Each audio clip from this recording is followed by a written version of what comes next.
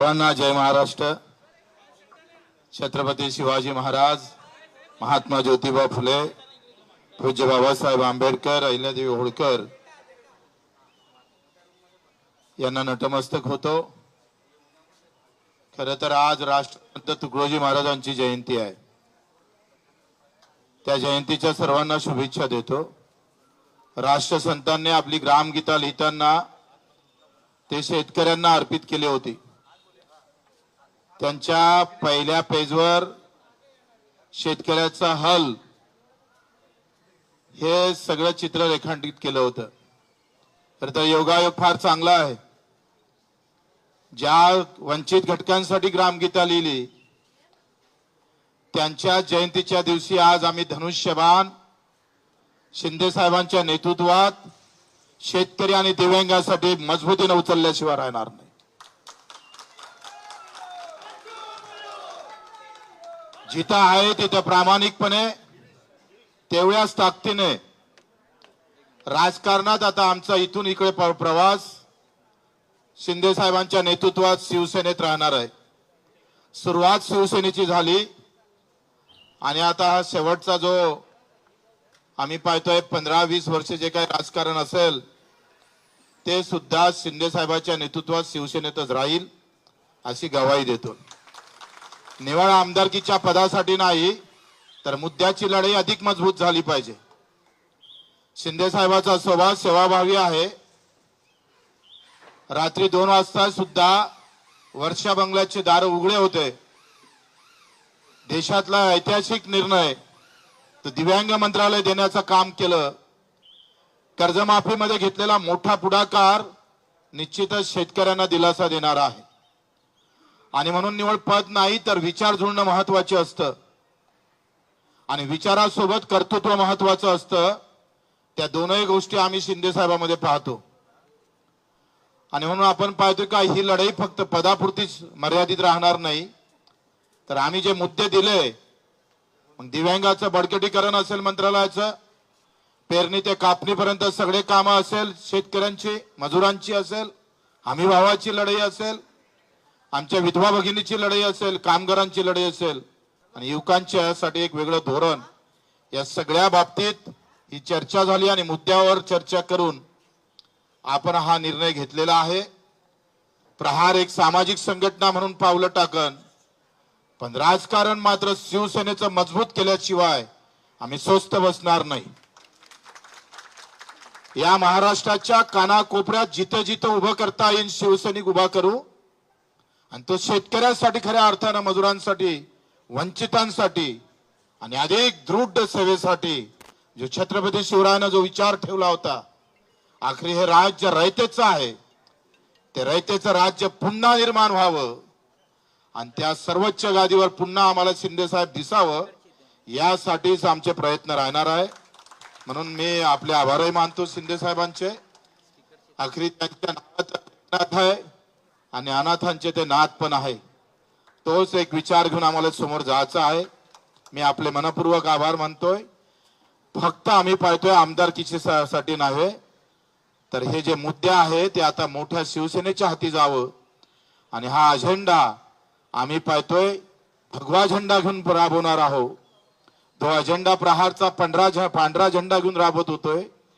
आता झेंडा बदलला जरी असला तर अजेंडा मात्र कायम आहे, लक्षात ठेवा आणि तोच अजेंडा घेऊन आपण समोर जाऊ। जी सावंतजी असेल यांनी फार आमच्यासाठी सगळं मेहनत केली। आमचे एकनाथजी शिंदे यांनी खरं तर माझ्यासारख्या एका कार्यकर्त्याला समजून घेतलं। आपण सर्व कार्यकर्त्यांनी सुद्धा या सगळ्या अगदी वेळेवर सगळे मुंबईतले कार्यकर्ते इथे उपस्थित राहिलात आणि 25 वर्ष एकनाथजी आम्ही स्वातंत्र्य म्हणजे मी 4 वेळा अपक्ष निवडून येणारा वाटते महाराष्ट्रात माल्याशिवाय दुसरा नाही आहे। कोणत्याही मोठ्या पक्षाचं पाठबळ नसताना आम्ही ही आतापर्यंत हे सगळं काम सांभाळलं। आता अधिक ते जोमानं आपण सांभाळू। आपण सर्वांचं मी कार्यकर्त्यांचे आभार मानतो। अतिशय प्रामाणिकपणे जिथं राहिलं तिथं प्रामाणिकपणे काम करू, अतिशय प्रामाणिकपणे समोर जाऊ। सर्व कार्यकर्त्यांनी जे मेहनत घेतली सगळ्यांचं नाव घेतलं तर अधिक रागरूग नको म्हणून नाव घेत नाही. आपल्या सर्वांचे आभार मानून इथे खास करून मीडिया तुमच्या सूत्रानंच हे सगळे सूत्र हलवले. ते सूत्र अजूनही आम्हाला गवसले नाही, पण तुम्ही आम्हाला वारंवार म्हणजे 4-5 दिवसापासून फक्त मीडियावर बच्चू कडू आणि शिवसेना एकनाथजी एवढंच होतं आणि असं वाटलं का नाही फक्त एकच निवडणूक होत आहे का आमदारकीची. म्हणून मीडियाचे पण आभार, धन्यवाद देतो आणि ते 2 शब्द संपवतो.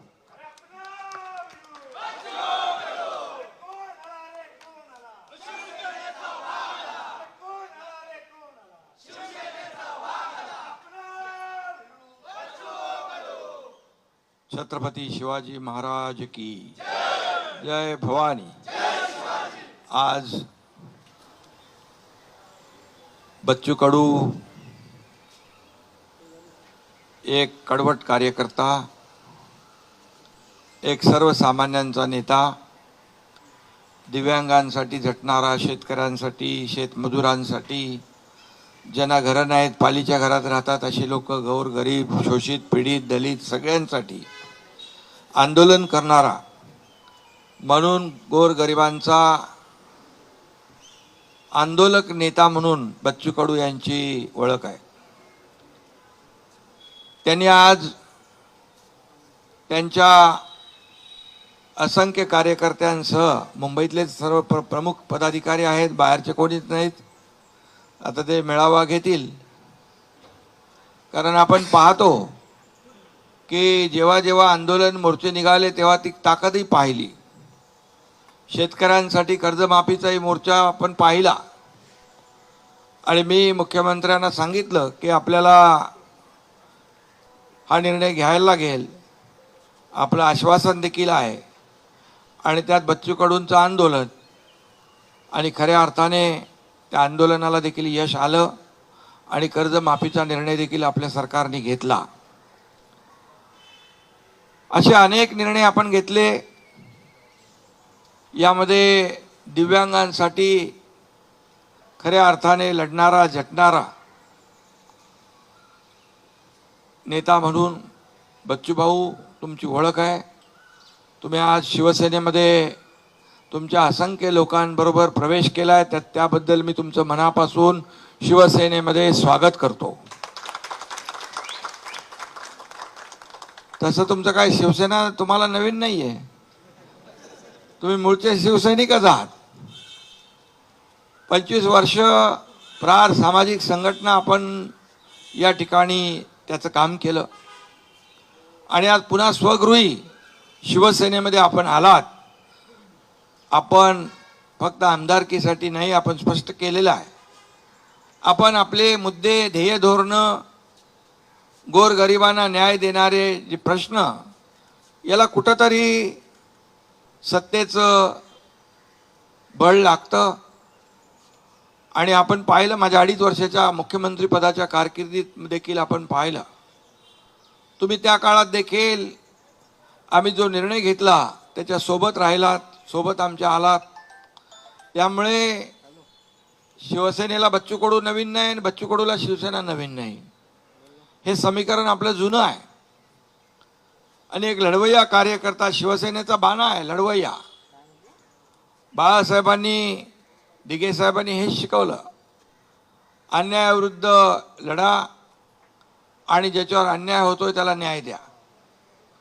ती भूमिका, तेच विचार आपले दोघांचेही आहेत.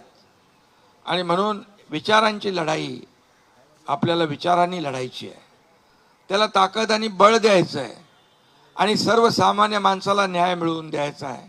ही भूमिका माझी आहे आणि आपली आहे.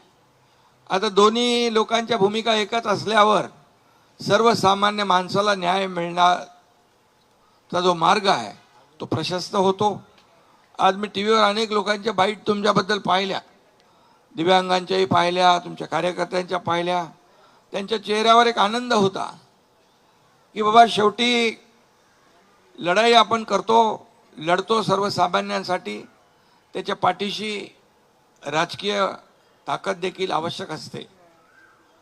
आणि म्हणून आज आपण शिवसेनेमध्ये प्रवेश केलाय. राजकीय जे काही लढाई आहे शिवसेना वाढवण्याचं काम संपूर्ण महाराष्ट्रामध्ये ज्या ज्या ठिकाणी आपल्याला करता येईल ते आपण करणार आहात. त्याचबरोबर एक प्रहार जी सामाजिक संघटन आपलं आहे ते सामाजिक संघटन आहे आणि ते देखील आपल्या शिवसेनेसोबत जोडतोय आपण.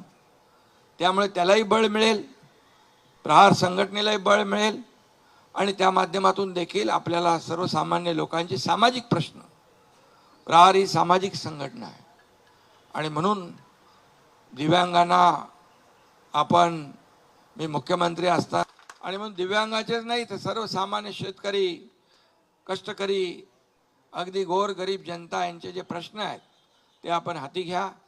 एकनाथ शिंदे आपल्या पाठीशी खंबीरपणे उभा आहे. आपल्याला माहीत आहे, मी एकदा कमिटमेंट केली की कमिटमेंट माझी कमिटमेंट असते. डायलॉग काय सांगत नाही मी, पण आपल्याला माहीत आहे राजकारणामध्ये शब्द देणं आणि पाळणं हे महत्त्वाचं असतं आणि म्हणूनच या राज्यामध्ये अल्पावधीमध्ये कमी कालावधीत महाराष्ट्राच्या कानाकोपऱ्यामध्ये चांदा ते बांदा शिवसेना पोचवण्याचं काम तुमच्या एकनाथ शिंदेने केलं, याचा अभिमान मला आहे, आनंद आहे. आणि आता बच्चू भाऊ सोबत आले, त्यांची टीम सोबत आली आहे. या दिव्यांगांचा देखील आशीर्वाद असतो आणि हा आशीर्वाद देखील या माध्यमातून आपल्याला मिळेल. गोरगरिबांचा आशीर्वाद असतो, कष्टकऱ्यांचा, शेतकऱ्यांचा, शेतमजुरांचा आशीर्वाद असतो. तो देखील या ठिकाणी आपल्याला पुढच्या वाटचालीमध्ये कामी येईल अशा प्रकारचा विश्वास व्यक्त करतो.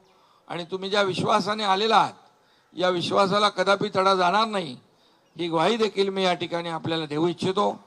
एका ताकदीने आपण महाराष्ट्रभर, एका ताकदीने गावागावामध्ये, अगदी खेड्यापाड्यामध्ये, शहरापासून गावापर्यंत सगळीकडे शिवसेना मजबूत करण्याचं काम करूया, शिवसेना वाढवण्याचं काम करूया.